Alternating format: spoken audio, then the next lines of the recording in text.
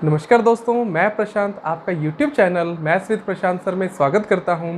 जैसा कि part first, second और थर्ड में हमने परसेंटेज के बेसिक कंसेप्ट और बेसिक क्वेश्चन किए और पार्ट 4 से हमने परसेंटेज के टाइप वाइज क्वेश्चन की शुरुआत की और आज उसी सीक्वेंस को आगे बढ़ाते हुए पार्ट 9 में भी हम एक नया टाइप जिसमें वेन आरेख से संबंधित प्रश्न को हम हल करेंगे।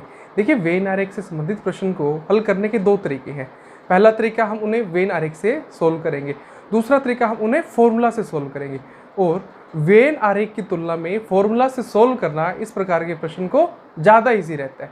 तो आज के जो भी हम प्रश्न करेंगे उन्हें मैं आपको वेन आरेख और फॉर्मूला दोनों से आपको बताऊंगा, लेकिन हमें फॉर्मूला से इन प्रकार के क्वेश्चन को सोल्व करने के लिए हमें उन फॉर्मूला को जानना आवश्यक है जो कि बोर्ड पे लिखे हुए हैं। मैं इन फॉर्मूलाज को आपको, जो इन फॉर्मूला से हमने टर्म यूज़ की है उसको वन बाय वन आपको एक्सप्लेन करके बताता हूँ। जैसा कि हम मान लेते हैं कि हमारे पास दो सब्जेक्ट है, हिंदी और इंग्लिश। हमारे पास दो सब्जेक्ट है, हिंदी और इंग्लिश, और हमें दिया हुआ है पहला कि कम से कम एक विषय में जो उत्तीर्ण विद्यार्थी है वह बराबर होंगे पहले विषय में उत्तीर्ण विद्यार्थी प्लस दूसरे विषय में उत्तीर्ण विद्यार्थी माइनस दोनों विषयों में उत्तीर्ण विद्यार्थी। हम मान लेते हैं कि हमारे पास कोई विद्यार्थी हैं जो कुछ प्रतिशत विद्यार्थी जो हिंदी में पास हुए, कुछ इंग्लिश में पास हुए और कुछ दोनों में पास हुए, तो हम उसे इन फॉर्मूला में इम्प्लीमेंट कर देंगे, हम उन्हें इन फॉर्मूला में रख देंगे जिससे हमारे पास आंसर आ जाएगा।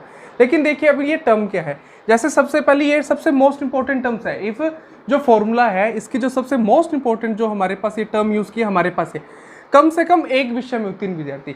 मैं आपको बताता हूँ कि जो कम से कम एक विषय में उत्तीर्ण विद्यार्थी होते हैं उसमें इस टर्म में हमारे पास कौन कौन से विद्यार्थी शामिल होते हैं। इस टर्म में हमारे पास वे विद्यार्थी शामिल होते हैं जो विद्यार्थी हमारे पास, जैसे कि यहाँ पर आया कि जो विद्यार्थी हिंदी में पास होंगे केवल हिंदी में वह भी इसमें शामिल होंगे, जो विद्यार्थी केवल इंग्लिश में पास होंगे वह भी शामिल होंगे, और जो विद्यार्थी हिंदी प्लस इंग्लिश दोनों में पास होंगे वह भी विद्यार्थी इसमें शामिल होंगे। क्योंकि यहाँ पर एक टर्म यूज है कम से कम एक विषय में उत्तीर्ण विद्यार्थी, यानी वह जो विद्यार्थी कम से कम एक विषय में हो लेकिन अधिकतम की, यानी उसकी जो मैक्सिमम है उसकी कोई लिमिट नहीं है। हमारे पास यहाँ पर दो विषय है, तो यानी वह विद्यार्थी, यदि जो विद्यार्थी दो विषय में पास होंगे वह भी इसमें शामिल होगा, जो विद्यार्थी हिंदी में पास होगा वह भी इसमें शामिल होगा, और जो विद्यार्थी इंग्लिश में शामिल होंगे वह भी इसमें शामिल होंगे। यानी जो विद्यार्थी कम से कम एक विषय में उत्तीर्ण हुआ है, तो इस टर्म का हमारा मतलब क्या हुआ। एक और देखो, जो विद्यार्थी कम से कम एक विषय में उत्तीर्ण हुआ है उसका मतलब हुआ कि वे विद्यार्थी जो दोनों विषयों में फेल नहीं होंगे। यदि मैं बोल दूं कोई विद्यार्थी है वह हिंदी या इंग्लिश में किसी में भी पास हो गया, तो इसका मतलब हम ये कह सकते हैं कि वह विद्यार्थी दोनों विषयों में फेल नहीं हुआ है। जो भी विद्यार्थी कम से कम एक विषय में उत्तीर्ण होगा वह विद्यार्थी दोनों विषयों में फेल नहीं होगा। उसी प्रकार से हमारी जो दूसरी जो हमारा फॉर्मूला है, कम से कम एक विषय में अनुत्तीर्ण विद्यार्थी बराबर होगा पहले विषय में अनुत्तीर्ण विद्यार्थी प्लस दूसरे विषय में अनुत्तीर्ण विद्यार्थी माइनस दोनों विषय में अनुत्तीर्ण विद्यार्थी। इसमें भी जो सबसे मोस्ट इंपॉर्टेंट टर्म है वो हमारी यही है, कम से कम एक विषय में अनुत्तीर्ण विद्यार्थी। यानी जो विद्यार्थी एक विषय में अनुत्तीर्ण हो गया, जो विद्यार्थी एक विषय में फेल हो गया, चाहे वह हिंदी में फेल हो जाए, चाहे वह इंग्लिश में फेल हो या वह दोनों में फेल हो जाए, तो वह विद्यार्थी का अर्थ यह हुआ कि जो वो विद्यार्थी है वह दोनों विषयों में पास नहीं हो सकता। क्योंकि यदि वह केवल हिंदी में भी फेल हो जाता है तो वह विद्यार्थी को हम यह नहीं कह सकते कि वह दोनों विषयों में पास हुआ है। वह विद्यार्थी दोनों विषयों में हमेशा पास नहीं हो सकता। यदि वह विद्यार्थी किसी भी विषय में फेल हो गया तो वह विद्यार्थी दोनों विषयों में पास नहीं हो सकता। देखिए, ये सबसे इंपॉर्टेंट टर्म है। आपको यदि ये टर्म थोड़ा सा ध्यान रहेगा, आप इसे 1 से 2 बार इन फॉर्मूलों को पढ़ोगे, रिवाइज करोगे, तो आपको जो इस फॉर्मूला से वेन आरेख वाले जो क्वेश्चन है वह केवल और केवल 10 सेकंड में हो जाएंगे। और वेन आरेख यदि आप वेन आरेख से करने लगोगे तो उसमें आपको थोड़ा सा समय ज़्यादा लगेगा।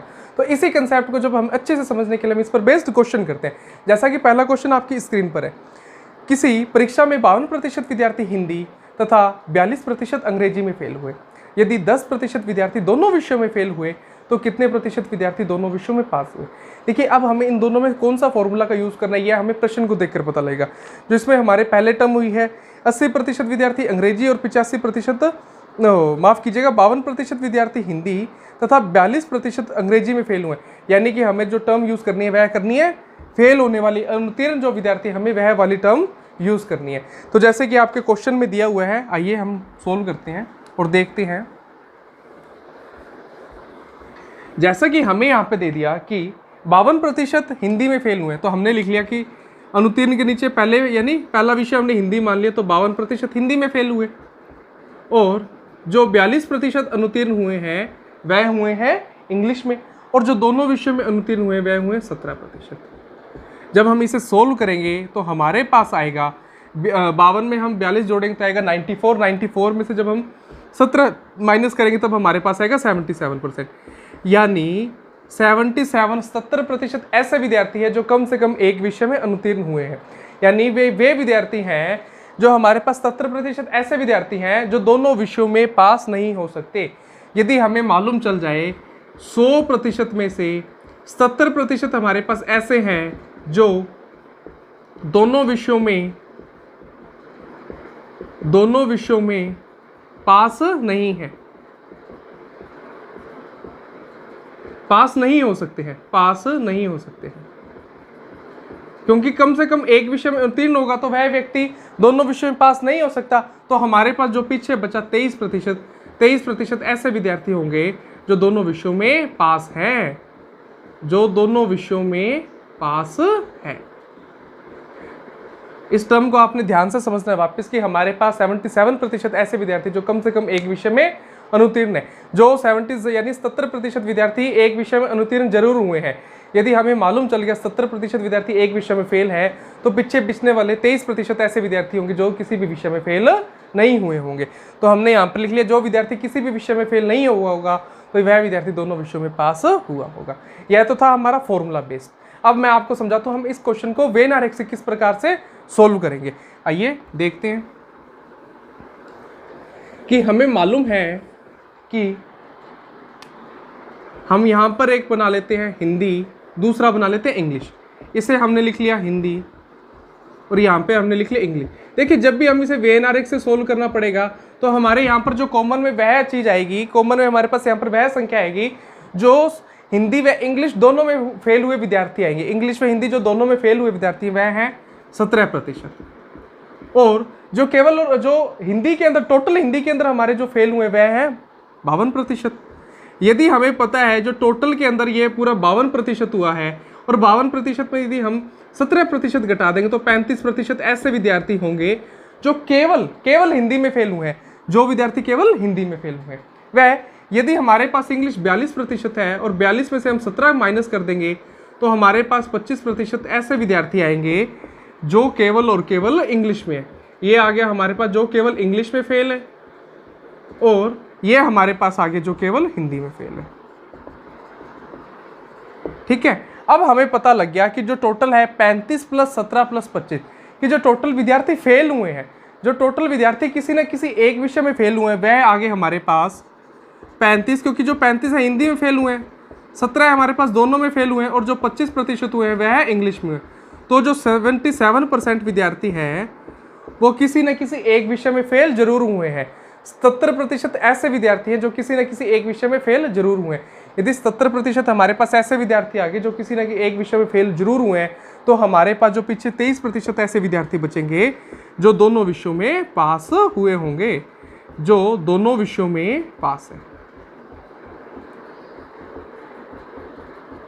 मुझे लग रहा है कि आपको अब कंसेप्ट समझ में आ गया होगा कि हमें केवल यहाँ से यही वैल्यू निकालनी है। यदि हमें अनुत्तीर्ण दिया हुआ तो हमें केवल यह देखना है कितने प्रतिशत विद्यार्थी अनुत्तीर्ण है। हमें जैसे यहाँ पे पता लग गया कि 77% ऐसे विद्यार्थी है जो दोनों में से या तो दोनों विषयों में या किसी न किसी एक विषय में फेल है। जो विद्यार्थी एक विषय में फेल हो गया वह विद्यार्थी दोनों विषयों में पास नहीं हो सकता। हमें यहाँ पर ऐसे पता लग गया 77% ऐसे विद्यार्थी है जो एक विषय में या किसी भी विषय में फेल है। हमें पता लग गया 70% ऐसे विद्यार्थी जो दोनों विषयों में पास नहीं हो सकते।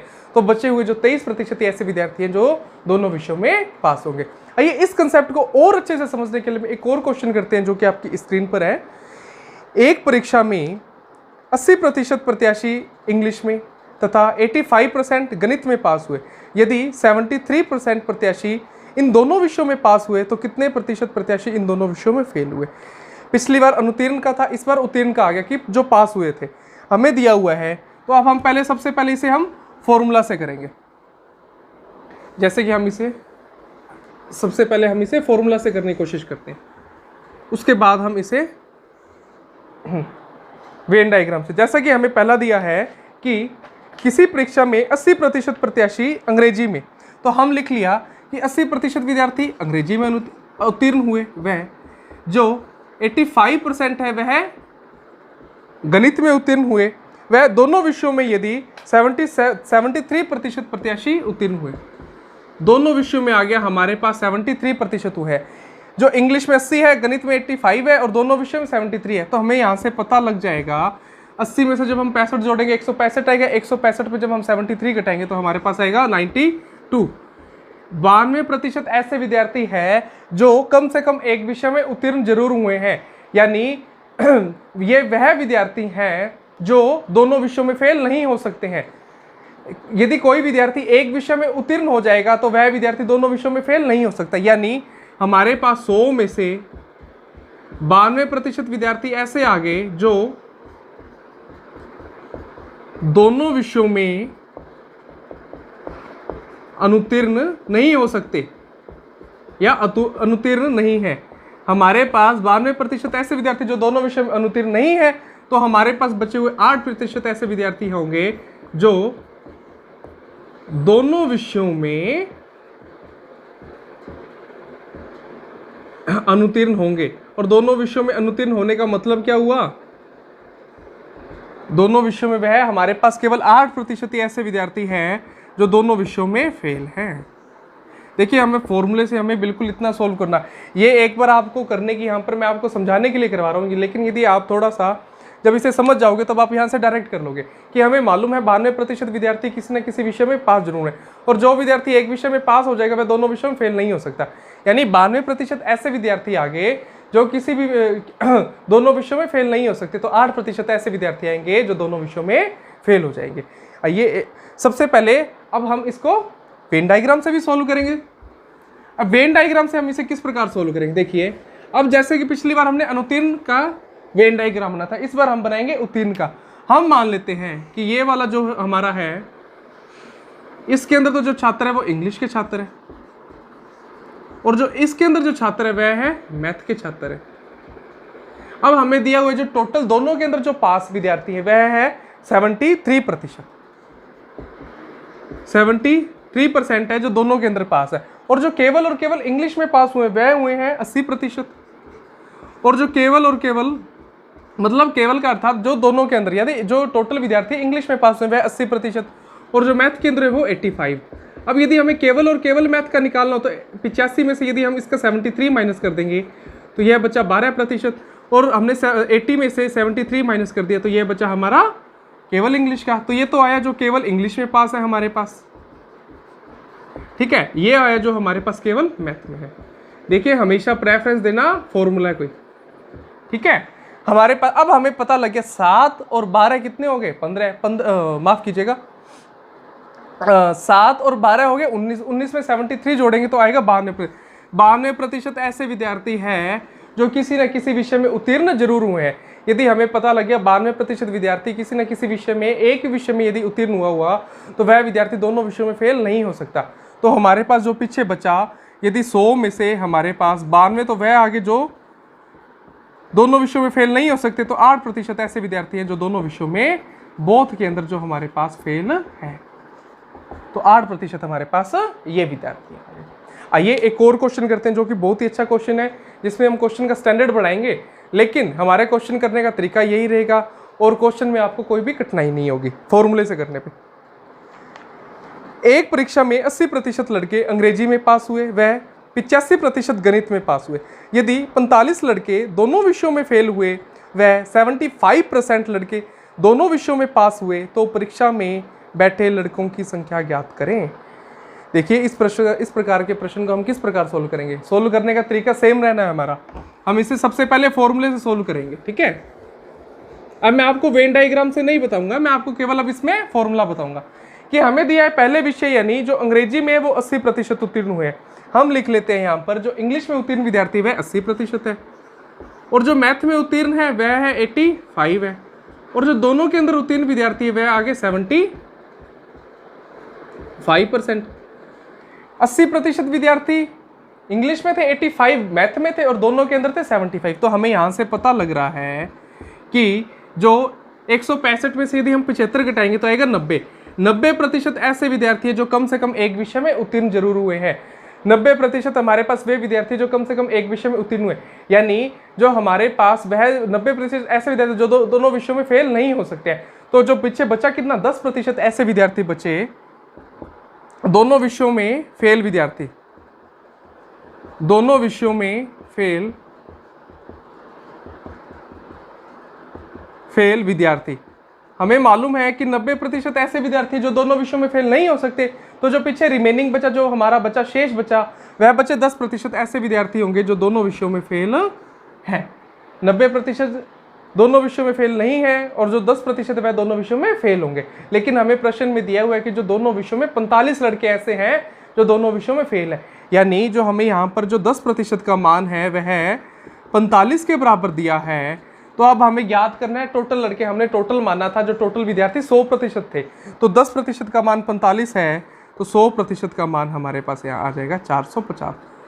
तो जो टोटल विद्यार्थियों की संख्या निकलेगी वह 450 निकलेगी। तो आप ही समझ ली, हमने यहाँ पर दोनों विषयों में हमें मालूम चल गया कि 90% ऐसे विद्यार्थी जो दोनों विषयों में फेल नहीं हो सकते, तो जो 10% विद्यार्थी वही ऐसे विद्यार्थी होंगे जो दोनों विषयों में फेल हो सकते हैं। तो हमने मान लिया 10% विद्यार्थी जो दोनों विषयों में फेल होंगे, तो 10% का मान हमें क्वेश्चन में 45 दिया हो, तो हमने 100% का मान 450 निकाल लिया। आइए एक और बेहतरीन क्वेश्चन करते हैं, जो कि एक बहुत ही स्टैंडर्ड का क्वेश्चन है, लेकिन हम इसमें इसी कंसेप्ट का यूज़ करेंगे और उस क्वेश्चन को बिल्कुल ही आसान बना देंगे।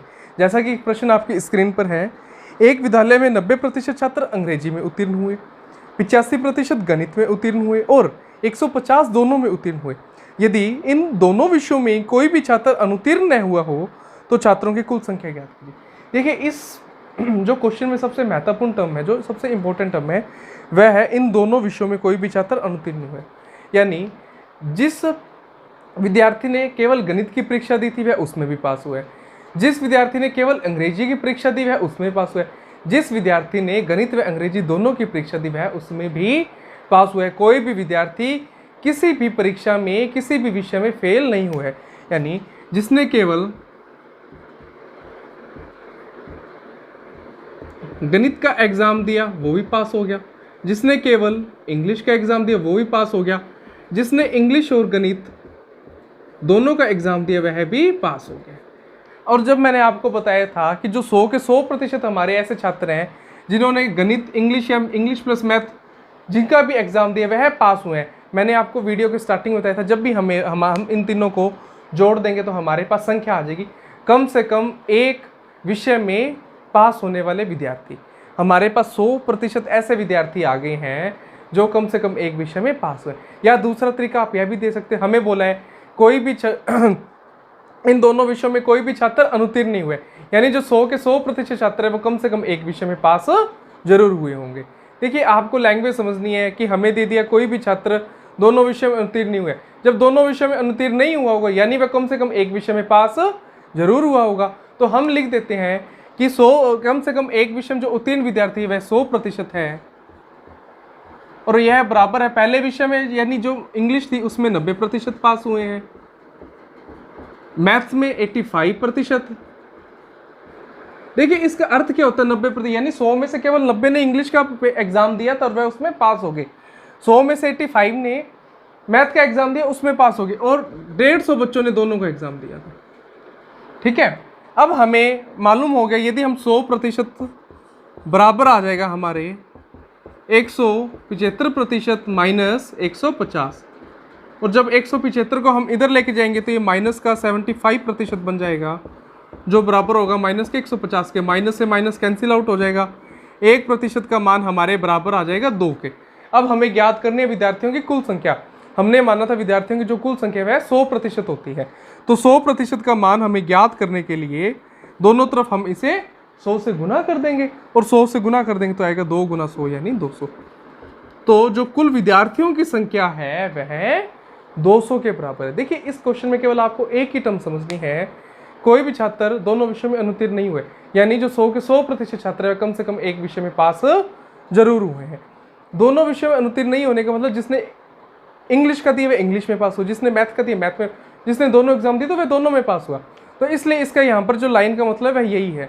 ठीक है, तो मैं समझ रहा हूँ कि आपको ये क्वेश्चन समझ में आया होगा और उम्मीद करता हूँ आज जितने भी मैंने आपको क्वेश्चन कराए वे सभी क्वेश्चन आपको समझ आए होंगे। और इस वीडियो को हम इधर ही एंड करते हैं। और यदि आपको वीडियो अच्छी लगे तो इसे लाइक, शेयर और चैनल को सब्सक्राइब जरूर करना। धन्यवाद।